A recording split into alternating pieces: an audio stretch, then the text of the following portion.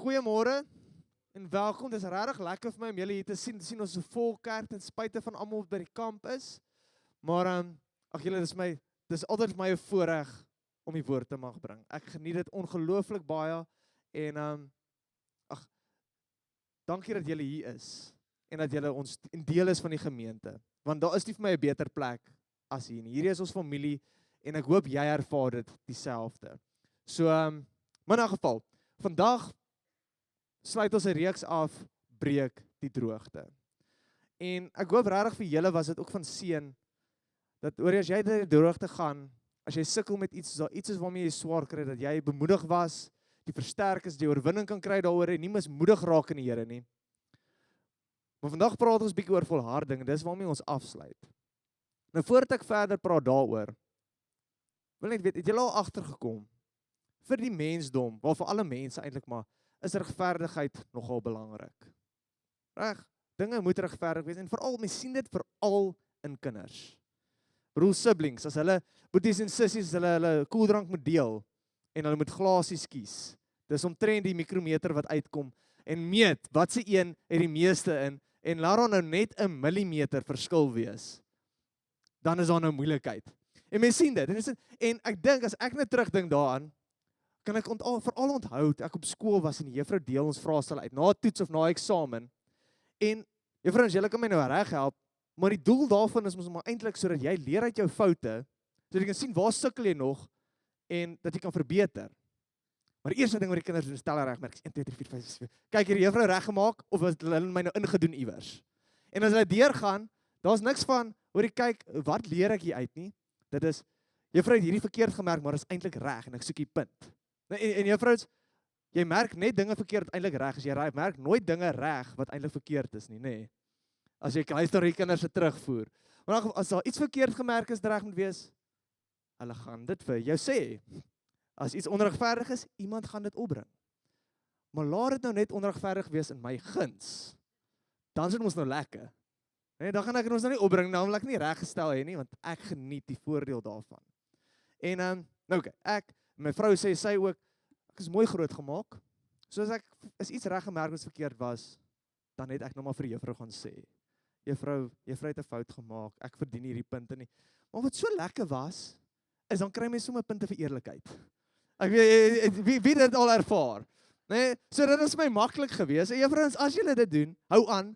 Dit is exciting. Moet hulle nie dit het my hoop gegee in die mensdom. Maar en so gebeur dit en ek sal nooit vergeet nie. Ek was op universiteit gewees en ons sit eendag, ons is weer na so 'n week van toetse gewees of eksamens en ons skryf ons vraestelle terug en ons sit deur en dit kom uit een van my vriende, hy het 10 punte gekry wat hy nie moes kry nie.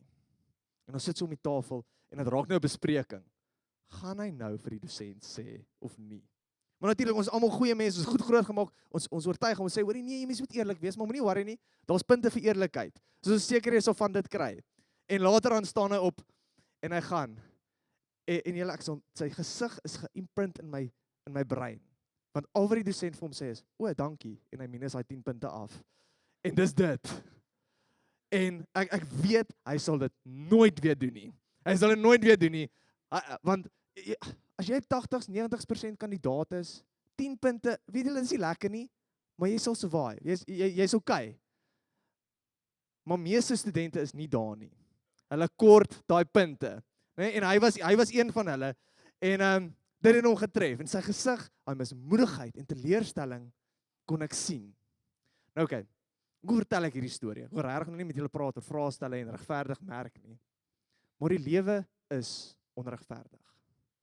Ek weet nie of agtergekom het nie, maar dinge werk nie uit soos mens moet nie. En ek dink die mensdom, as 'n geheel, sit ons met 'n gedagte dat as ek reg optree, dan is goeie dinge of die regte dinge is veronderstel om uit te werk in my sin. En vraag hoor jy, as ek verantwoordelik is, as ek eerlik is, dan moet die slegte dinge ons nou nie gebeur met my nie. Dis mos nou nie regverdig nie. En COVID is nou al 'n paar jaar verby, maar dit was vir my 'n groot eye-opener om te sê dat jy kan jou dinge reg bestuur. Jy kan jou planne maak, jy kan die regte dinge doen. Maar as dinge wat gebeur buite jou beheer, nie omdat jy verkeerd gedoen het nie. Dis maar net die situasie so en jy trek swaar daarvan. En dis waar volharding belangrik raak.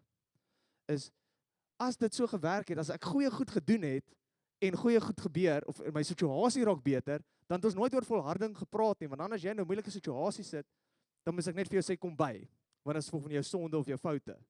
Maar dis nie die storie nie. Volharding is juist belangrik, wanneer iets fout gaan, dat ek in 'n moeilike situasie beland, nie as gevolg van my foute nie, maar ek moet nog steeds deurdruk. Ek hoop dit maak sin. En dit is waar ons praat vandag, want as die pop op die waier tref, en alles is net de mekaar, dis 'n ChatGPT prentjie, wat hy my mekaar gemaak het, wat maak ek? Wat maak ek? As daai pop op die waier tref, en dis net 'n gemors, wat moet ek doen? Hoe volhard ek? Hoe tel ek hierdie stukkies op? Nou julle, ek kan ongelukkig nie vir julle 'n quick fix gee nie. Ek kan nie hier staan vir julle sê, hoor, doen nie dit, en dan is daai pop of weer heel en alles is bymekaar nie. Ek kan nie vir julle sê wat om te doen sodat dit gou beter word nie. Maar wat ek wel vanoggend wil doen, ek wil jou hart voorberei, is ek wil vir jou Bybelse beginsels gee, dat ons moeilike tye, dat ons situasies wat nie lekker is nie, betekenis kan hê. Dat dit vir ons kan werk en dat ons kan regop staan en dat dit ons nie onderkry nie. Dis graag wat ek vandag wil doen. En Jesus se woorde, hier is my so mooi vers, Johannes 16 vers 33, en ek wil julle uitdaag, memoriseer hierdie vers, en onthou hom, want hy sê, dit sê ek vir julle, sodat julle vrede kan vind in my. In hierdie wêreld sal julle dit moeilik hê. Hoe maak dit sin? Julle moet vrede hê, maar julle gaan dit moeilik hê. En ek hoef nie dit vir julle te oortuig van nie, die lewe is soms moeilik. Die lewe is soms taaf. As dit nog nie vir jou taaf is nie, die moeilike tye is om die draai. Maar dan sê Jesus, maar hou moed, want ek het die lewe reeds oorwin, die wêreld klaar oorwin. Daar's vir ons bemoediging. En ek wil vanoggend vir jou sê, maak nie saak waar jy is nie, maak nie saak hoe moeilik jou situasie gaan word nie, maak nie saak hoe moeilik dit is nie, Jesus het klaar oorwin. Vind moed daarin, vind jou krag by hom. So met dit in gedagte, kom ons lees 1 Petrus 2 vers 19 tot 25. Julle dis so 'n radikale stukkie. Petrus sê goed wat hierdie wêreld nie, dis glad nie hierdie wêreld dink nie. Baie Christene kan hierdie self nie insien nie.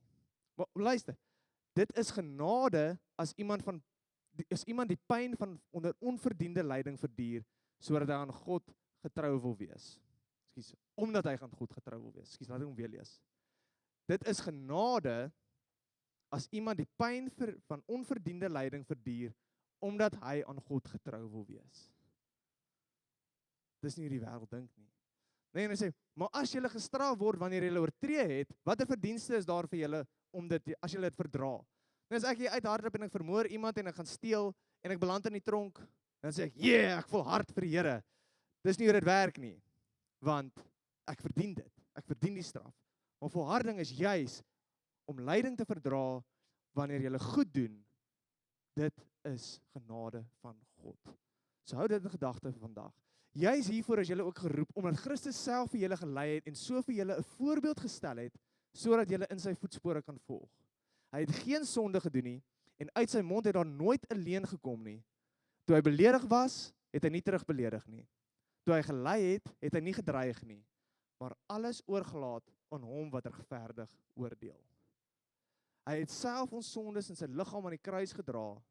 Daardeur is ons vir die sondes dood en kan ons lewe in gehoorsaamheid aan die wil van God. Deur sy wonde is julle genees.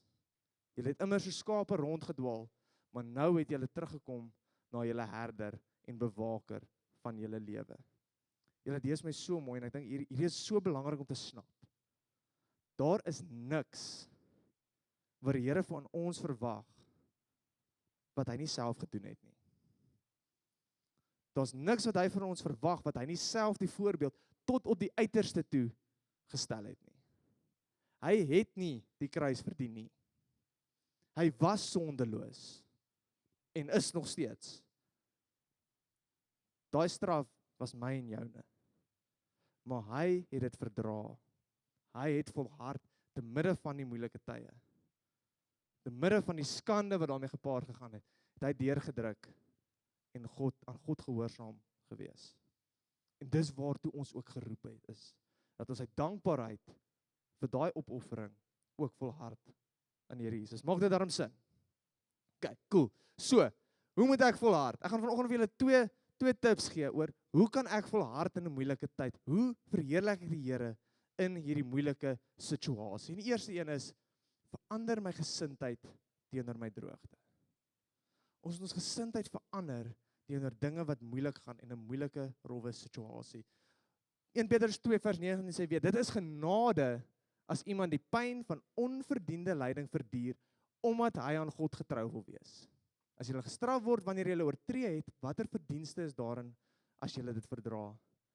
Maar om lyding te verdra wanneer jy goed doen, dit is genade van God. Baie snaaks, dit is genade as ek swaar kry, omdat ek goed doen. Nee, en Jakobus verder. Jakobus 1 vers 2 tot 4. My broers, julle moet baie bly wees. Nie net bly nie, baie bly wees. Wanneer allerlei beproewings oor julle kom, want soos julle weet, as julle geloof die toets deurstaan het, stel dit julle in staat om te volhard. En die volharding moet einduit volgehou word, sodat julle tot volle geestelike rypheid kan kom, sonder enige tekortkominge. Hierso verduidelik hy, die doel van ons wat swaar kry, die doel van lyding, dinge wat nie reg loop nie, is sodat ons kan groei en geen tekortkominge hê nie.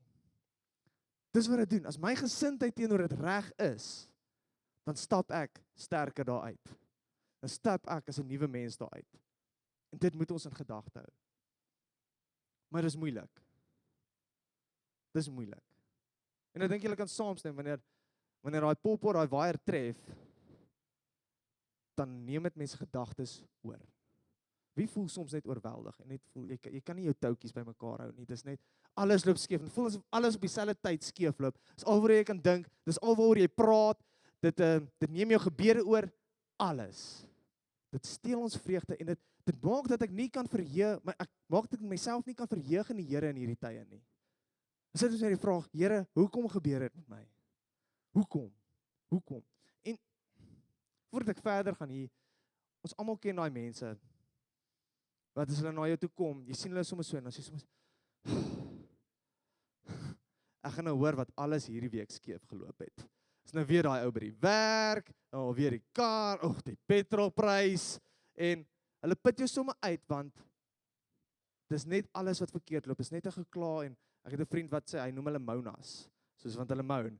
En, nou, as jy nie so iemand ken nie, dis dalk jy, maar, nee, ek hoop nie so nie, maar, jy weet so 'n persoon, dit is moeilik om te connect, want hulle het 'n probleem vir elke oplossing wat jy bring. Alles wat jy sê, elke keer wanneer jy die gesprek wil positief maak, bietjie verlig, dan is daar net nog 'n probleem, nog iets wat doodmaak. En julle mense kan nie 'n verhouding bou so nie. En ons moet versigtig wees, want wanneer dinge moeilik raak, is dit geneig om ons gebede oor te neem. En dan is dit al wat ek met die Here praat. Nou ek sê nie die Here gaan sug sê na om te kom met al jou probleme nie. Ek hoop nie so. Dis goed dat ek nie die Here is nie, maar want hy het baie meer geduld, baie meer genade met ons. Maar as ek net kom afpak, net kom kla, net kom moan oor alles wat verkeerd gaan, neem my so oor, dan is daar nie geleentheid vir hom om insaag te hê in my lewe nie. En ek ontneem myself van die geleentheid om oorwinning te kry daaroor. En dis die belangrike ding hier. En hierdie is 'n baie mooi quote gehoor het. Don't tell God how big your problems are. Tell your problems how big your God is. Nee, as ek my gesindheid kan verander, nou hoor jy, want julle, ek dink soms maak ons afgode van ons probleme. Ja, my probleem is so groot. Niemand kan dit regkry nie. Soos ek suffer so. Dus dit is amper as jy ek wil amper sê, asof jy jou probleem begin aanbid, want hy's net te groot om te oorwin, te groot om te oorkom. Maar God kan. God kan. En wanneer ek begin met lof aan die Here, wanneer ek begin om hom te soek, en dis hoe ons Vader begin. My Vader in die hemel is, laat u naam verheerlik word. Nee, prys hom vir wie hy is. Prys hom vir sy karaktereienskap. Julle, hy is almagtig, hy is alwys, hy is alomteenwoordig, genadig, liefdevol. Hy wil ons help en hy kan. En ek kan getuig, ek het al menigte kere as ek my gebede so begin. Julle, my probleem raak nie kleiner nie. Maar ewe skielik raak God in my gedagtes groter en oorweldig hy my probleem. En dan is dit baie, baie makliker om my gesindheid rondom dit te verander, want ek weet waar my krag vandaan kom. en ek weet dit is meer as wat my probleem is. Amen. Nee, dis die eerste een, dis die belangrike ding wat ek wil hê jy moet verstaan. Petrus sê vir ons, dis genade wanneer ons swaar kry, dis genade as daar lyding is, omdat ons die regte ding doen. Jakobus sê ons moet onsself verbly wanneer daar beproewings is, ons kan, want ons krag is soveel meer as enige iets wat in hierdie wêreld met ons kan gebeur. Nee, ons moet dit ons eie maak. Dan die tweede een is, ek moet oorgee aan die Here. Ek moet hierdie situasie vir my, hierdie droogte, moeilikhede, hierdie lyding, moet ek oorgee aan die Here. Selfs Jesus het, 1 Petrus 2 sê vir ons, toe hy beledig is, het hy nie terugbeledig nie, toe hy gelei het, het hy nie gedreig nie, maar alles oorgelaat aan hom wat regverdig oordeel. Nou, ek dink soms is daar 'n verkeerde persepsie van wat beteken dit om aan die Here oor te gee. Wat beteken dit wanneer ek my situasie vir hom gee? Ek dink baie mense dink, hoor jy, ek het nou probeer, ek het nou gedoen wat ek kan doen, ek gaan nou terug staan. En die Here moet dit nou maar net uitsort. Maar dis nie wat Jesus gedoen het nie. Dis nie waartoe ons geroep word nie. Jesus het volhard aan die kruis. Hy het aangehou voortbeer in gehoorsaamheid aan God. Hy het nie weggestap van hierdie situasie nie. Hy het nie net oorgegee en sê, Here, sort dit uit nie. Hy was daar. Hy het in volharding openbaar, hy het nie die uitkoms probeer verander nie. En ek gaan nou verduidelik hoekom dit so belangrik is, en ek wil teruggaan na Daniël en sy 3 vriende toe. Daniël en sy 3 vriende, meeste van julle ken al die storie, maar ek wil wel net 'n bietjie agtergrond gee hierso. Daniël, Sadrag, Mesach en Abednego was Israeliete. Hulle was die seuns van die koninklikes, van die goewerneurs, die leiers van Israel. Hulle was die slim, sterk manne wat die leiers sou word. En Babel val toe vir Israel aan, en hulle is in oorlog, en omdat Israel ongehoorsaam was aan God, omdat hulle weg was van God, het God hulle oorgegee. En nou 'n strategie wat hulle daai tyd gedoen het, as 'n land 'n ander land oorval, dan vat hulle van hulle jong manne, hulle vat van die koninklike geslag se kinders, hulle het gevat as 'n prys, maar ook as 'n manier om seker te maak, die ander land bly onderdanig aan hulle. Want ek dink ouers, julle sal saamstem, as iemand my kind het, dan gaan ek alles doen om daai persoon gelukkig te hou, sodat hulle hom nie seermaak nie, of haar nie. Nee? En dis 'n manier, dit hoor jy so, hierdie koning Nebukadneser sê, ons verwag so en so en so van julle, en as hulle nie doen nie, dan gaan jou kinders dit kry. Dis 'n manier om onderdanig te maak, maar is ook 'n prys, want nou kom hulle hier in die paleis, want hulle trek hulle in die paleis in, hulle trek vir hulle die klere van daai kultuur aan, hulle leer hulle in die taal, hulle maak hulle eet en drink wat hulle kultuur drink, hulle laat hulle gode aanbid, hulle verander hulle heeltemal. Dis half 'n manier om te sê, hoor ja, hulle is julle kinders, maar hulle lyk soos ons. Hulle doen dinge soos ons. Hulle gaan, as hulle ooit teruggaan, julle gaan nie meer herken nie. Hulle is anders. Maar Daniël, Sadrag, Mesach en Abednego het nie toegelaat dat hulle verander word nie. Hulle het vasgehou aan die Here. En hulle het dit nie begin toe hulle eers in Babel was nie. Hulle het die Here gedien in Israel. Nee, jy begin nie die Here dien in die moeilike tyd nie. Jy moet dit voor die tyd doen. Jy kan in die moeilike tyd omkeer en dit doen, maar hulle het hom gedien van daar. Hulle is weggevoer, nie as gevolg van hulle eie sonde nie. Dis hoe volharding so belangrik is. Hulle is weggevoer as gevolg van Israel se sonde.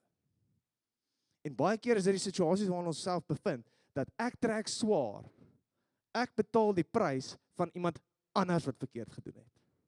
En dis waar hulle was. Daniël, Sadrag, Mesach en Abednego, hulle het swaar gekry en hulle het vasgestaan by hulle beginsels, vasgehou aan die Here, en hulle het teenstand gekry. Maar die Here het hulle geseën. Hulle het uitgestaan, fisiese krag, en kennis en alles, soveel so dat die koning hulle aangestel het in baie hoë posisies, as goewerneurs en leiers van stede en provinsies. Hulle was uitmuntend in hulle werk. Nee, en ek wil julle regtig uitdaag, gaan lees Daniël. Gaan lees Daniël, vir al die eerste 6 hoofstukke gaan oor hierdie stukkie. Ek gaan nou nie oor Daniël en Leeuwkou praat nie, maar ek wil praat oor Sadrag, Mesach en Abednego. Ek wil praat oor hulle, want hulle is hier die leiers. En hulle het aansien onder die koning. Hulle dien die koning, hulle doen sy werk. En toe kom die koning en hy rig hierdie massiewe beeld op. Goue beeld.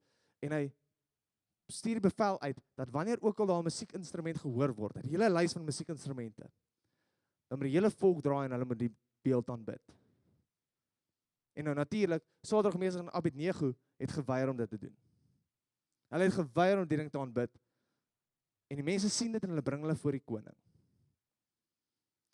Nou net vir 'n oomblik, ek wil hê, ons moet onsself in Sadrag, Mesach en Abednego se skoene sit. Want baie keer is hierdie net 'n Bybelstorie. Ek dink ons stap soms in die struik om te dink, hoor, dis nog 'n storie. Hierdie het werklik gebeur. Hierdie was werklike manne wat lief was vir die Here. Wat erge vervolging gedra het en ten spyte van dit het hulle die Here gedien. Ten spyte van dit het hulle hom gehoorsaam. So ek wil julle vra, maak julle oë toe, nee, en sit jouself in hulle skoene. Jy staan voor die koning. Jy word hier gebring, want jy weier om sy God te aanbid. En die koning gebruik sy mag, hy gebruik sy gesag, en hy dreig hulle om te doen wat hy wil hê. En hy sê, julle kry 'n laaste kans. As daai musiek speel, aanbid jy die beeld, of ek gooi jou in die brandende vuuroond. Stel jouself net voor, 'n groot magtige koning bulder op jou af, hy probeer jou intimideer. En dan luister net hoe reageer hulle. Stel jouself voor, jy reageer so teenoor hierdie koning, teenoor hierdie intimidasie. Ons het ons God vir wie ons dien. Hy het die mag om ons te red uit die brandende oond, en hy sal ons ook red uit u mag uit. Maar selfs as hy dit nie doen nie, moet u weet dat ons u God nie sal dien nie. Die goue beeld wat u laat oprig het, nie sal aanbid nie. Ek wil jou oë oopmaak. Hoe bold is hierdie nie? Dat hulle weet, daar's 'n vuuroond wat voor lê. Hulle weet, hierdie is nie 'n koning wat leedreigemente maak nie. Maar hulle sê, selfs al red die Here ons nie, sal ons die God nie doen. Om so 'n stelling te kan maak, beteken hulle het hulle God geken. Hulle het geweet, hy is die een wat die finale sê het oor hulle siele in die ewigheid. Hulle het geweet, dit is God wat hulle raak sien, wat vir hulle omgee, wat vir hulle lief het. En dit maak nie saak wat nie. Hulle het 'n verhouding met hom gehad, wat vir hulle meer werd is as enige iets. En ek dink, hulle kon baie maklik hulle situasie verander het. En ek sou tempted gewees om dieselfde te doen. Om te sê, hoorie, in my hart gaan ek nog steeds die Here aanbid. Ek gaan my hart, hy ken mos my hart, hy ken my gedagtes. Ek dien hom nog steeds. Ek is nog steeds lief vir hom. Ek weet hy is die God. Maar ek gaan hom maar maak of ek hierdie standbeeld aanbid. Dit is so maklik wat hulle net so kon dink. I'll live to fight another day. En dan sal ek met die koning praat en ek raak buddy, laat hy my aanvaar. Ek doen hom maar wat hy wil, al is dit teenstrydig met beginsels, om hom eventually te wen. Maar dis nie wat die Here van ons verwag nie. En dis nie wat Sadrag, Mesach en Abednego gedoen het nie. En hulle die wonderlike ding, God het hulle nie uit die brandende oond uitgered nie. Hy het hulle deur dit gered. En baie keer beland ons in daai vuuroond, en ons, Here, wat het gebeur? Hulle het die regte ding gedoen. Ek kan dit nie verder stretch nie. Hulle het uitmuntende werk gedoen. Hulle het in liefde geleef teenoor 'n nasie wat vyhandig was teenoor hulle. Hulle was die koning se onderdane en het hom gedien so ver as wat dit nie teenstrydig is as in die Here nie. En soms verwag ons dat, oor die Here, as ek die regte ding doen, en ek volg U mos nou. Ek bid, ek lees my Bybel, ek hanteer mense reg. Hoekom gebeur hierdie?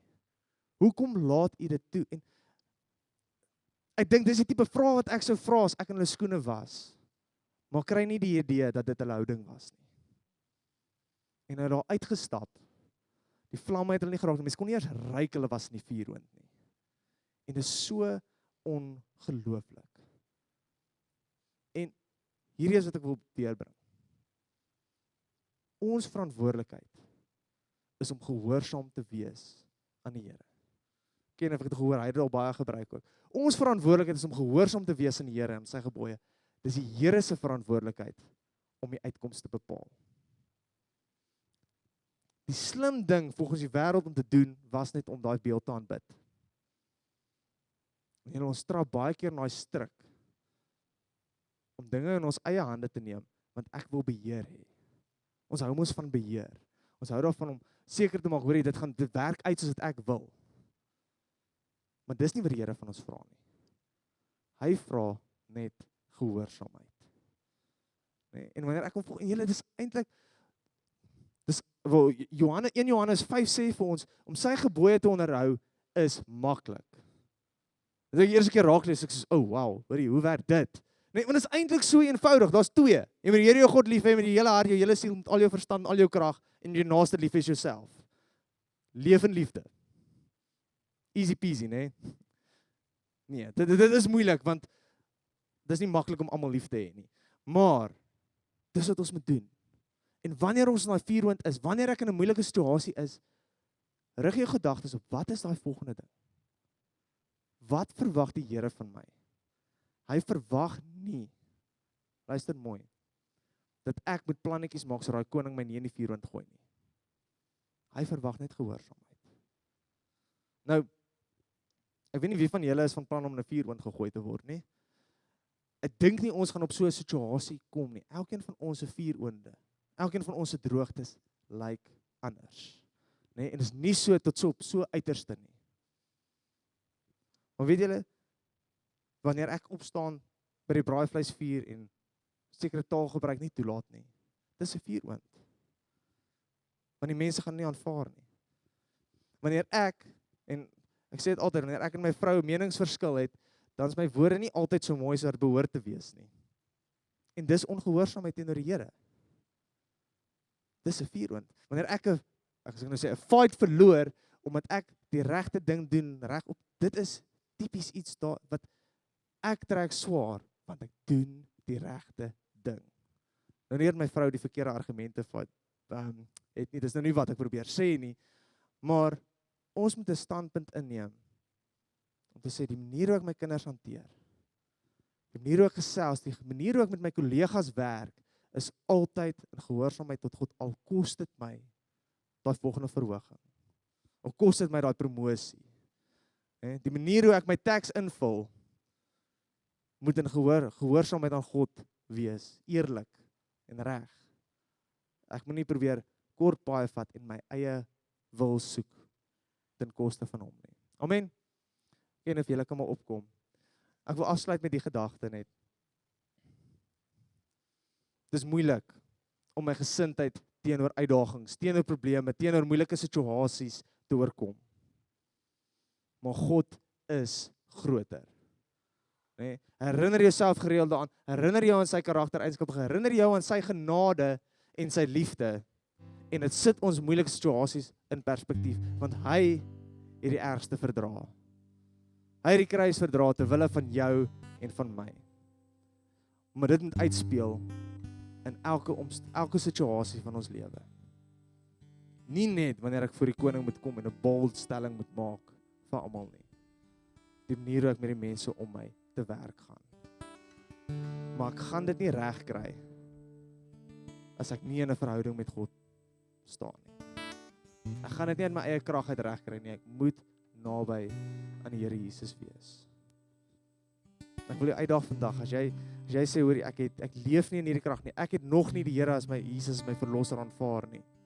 Ek het nog nie sy gees ontvang nie en staan nog nie in sy krag nie. Dan wil ek jou uitnooi om vandag pen in die grond te kap. En sê, Here, ek wil nie volgens hierdie wêreldse maatstaf leef nie, maar net in gehoorsaamheid aan U. Kom ons sluit die oë. Hemelse Vader, ons weet, U het gesê, in hierdie wêreld sal ons dit moeilik hê. Maar ek bid, Here, dat ons nie die moeilike omstandighede, wanneer dinge skeefloop, sal gebruik as 'n verskoning om nie gehoorsaam te wees aan U nie. Maar Here, dat ons eie wil sal prys gee. En in alles, Vader, U wil sal soek en gehoorsaam wees. Want Here, is so wonderlik om te sien. Sadrag, Mesach en Abednego, Here, hulle beland in die vuur, want hulle beland in 'n aaklige plek. Maar U red hulle uit dit uit. U red hulle reg deur dit. En dit is so wonderlik en ons 'n berowende getuienis. En Vader, ek vra Here, as dit is waar U ons nodig het, dat ons getrou staan in die moeilike tye om ons te gebruik om U krag uit te beeld. Here, wil ek U vra, gee vir ons die krag om daar te kan staande bly en U naam groot te maak. Ek vra dit alles in Jesus naam. Kinders van die Here sê, amen, amen.